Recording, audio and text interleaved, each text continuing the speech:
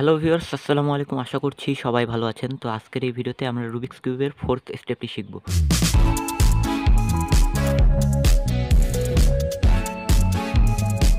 তো গত ভিডিওতে আমরা 1st, 2nd এবং 3rd স্টেপ শিখেছি। তো আজকের এই ভিডিওতে আমরা 4th স্টেপটি শিখব। তো 1st স্টেপে আমরা একটি কালার প্রথমে মিলিয়েছি। তো আমরা সাদাটা মিলিয়েছিলাম এবং 2nd স্টেপে সাদার সাথে আ এই যে সাদার পাশেই যে লাইনটি রয়েছে এই লাইনটি আমরা মিলিয়েছিলাম এবং 3rd স্টেপে এই মাঝখানের লাইনটি আমরা মিলিয়েছিলাম। এবং আজকের এই 4th স্টেপে আমরা মেলাবো ঠিক সাদার বিপরীত দিকের এই অংশটা। তো এই অংশতে আমরা একটা ছোট হাতের টি বা প্লাস বানাবো, অর্থাৎ এরকম একটি প্লাস বানাবো। তো আমি প্রথমে বলেছিলাম আপনি প্রথমে যে কালারটি মেলাবেন, তো আপনি যদি নীল মেলাতে চান তাহলে প্রথমে আপনাকে দেখতে হবে যে কোথায় এই মাঝখানে নীল রয়েছে। আপনি যদি লাল মেলাতে চান তাহলে দেখবেন যে কোথায় মাঝখানে লাল রয়েছে। তো এখানে আমরা সাদা মিলিয়েছিলাম। তো প্রথমে মাঝখানে দেখেছি কোথায় সাদা রয়েছে এবং তার চারিদিকে আমরা সাদা জড়ো করেছি।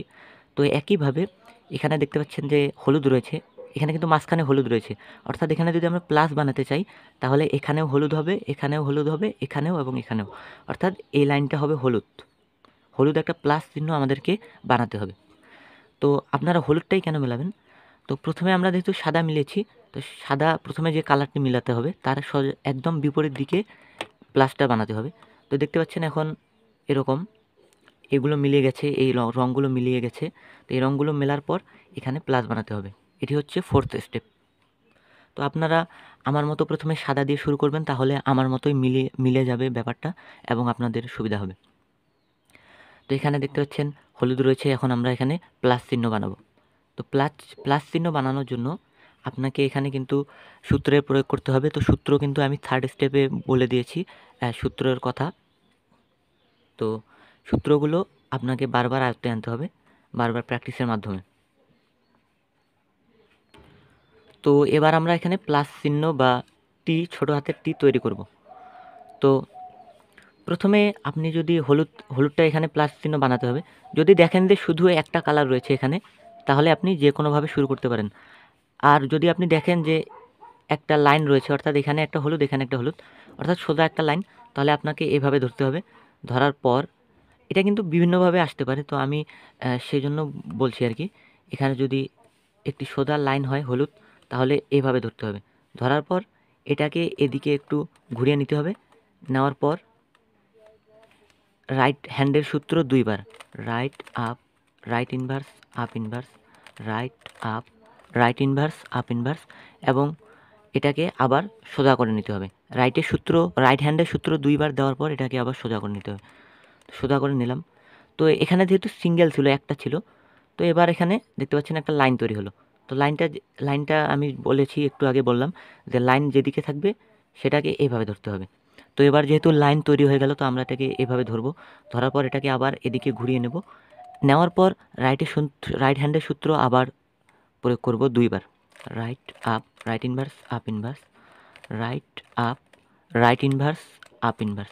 তো এটাকে আবার আমরা আগের মতো সোজা করে নেব। তো সোজা করে নিলাম। তো আপনাকে মূলত প্লাস বানাতে গেলে প্রথমে আপনাকে এখানে 9 o'clock বানাতে হবে। তো এখানে দেখতে পাচ্ছেন 9 o'clock।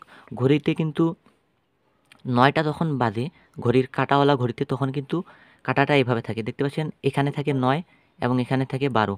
তো এখানে থাকে ঘন্টার কাঁটাটা, এখানে থাকে মিনিটের কাঁটাটা। তো এভাবে থাকে।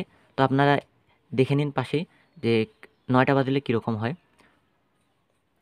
তো 9 o'clock আপনাকে এখানে বানাতে হবে। তো 9 o'clock হয়ে গেছে। তো 9 o'clock আপনাকে এভাবে ধরতে হবে। 9 o'clock হওয়ার পর এভাবে আপনাকে ধরতে হবে সোজা করে। ধরার পর আবার আপনাকে এভাবে এটাকে উল্টিয়ে নিতে হবে। এই রঙটাকে এভাবে উল্টিয়ে নিয়ে আপনাকে আবার রাইটের সূত্র 2 বার। তো রাইট হ্যান্ডের সূত্র 2 বার দেওয়ার পর আপনাকে আবার সোজা করে নিতে হবে। তো দেখতে পাচ্ছেন এখানে কিন্তু প্লাস তৈরি হয়ে গেছে, প্লাস চিহ্ন তৈরি হয়ে গেছে। তো এটাই ছিল 4th স্টেপ। তো 5th স্টেপে আমরা বাকিটা শিখব। তো বেশি না, আর কয়েকটা স্টেপ হলেই এটা কমপ্লিট হয়ে যাবে। তো বাকি স্টেপগুলো দেখতে এই ভিডিওর ডেসক্রিপশনে চেক করুন, সেখানে বাকি সব স্টেপগুলো দেওয়া রয়েছে। তো ভিডিওটি বুঝতে অসুবিধা হলে বারবার দেখুন, এবং যদি আপনার কোনো প্রবলেম হয় বিভিন্ন বিভিন্নভাবে আসতে পারে। আমার এখানে যেভাবে এসেছে আপনার ওখানে সেভাবে নাও আসতে পারে। তো সেজন্য আপনি চাইলে কিন্তু আমাকে ভিডিও ক্লিপ পাঠিয়ে সমস্যার সমাধান নিতে পারেন। আমি ইনশাআল্লাহ দিয়ে দেব সমস্যার সমাধান। তো সেজন্য এই ভিডিওর ডেসক্রিপশনে আমার WhatsApp এবং Facebook দেওয়া থাকবে। সেখানে আপনি নক দিতে পারেন। নক দিয়ে ভিডিও ক্লিপ পাঠিয়ে সমস্যার সমাধান নিয়ে নিতে পারেন। তো স্টেপগুলো বারবার দেখলেই আপনি কিন্তু সহজেই বুঝতে পারবেন। তো ভিডিওটি যদি ভালো লাগে অবশ্যই লাইক করবেন এবং আমার চ্যানেলের সাবস্ক্রাইবার না হলে চ্যানেলটি সাবস্ক্রাইব করুন এবং বাকি স্টেপগুলো দেখতে ডেসক্রিপশন ফলো করুন। ধন্যবাদ।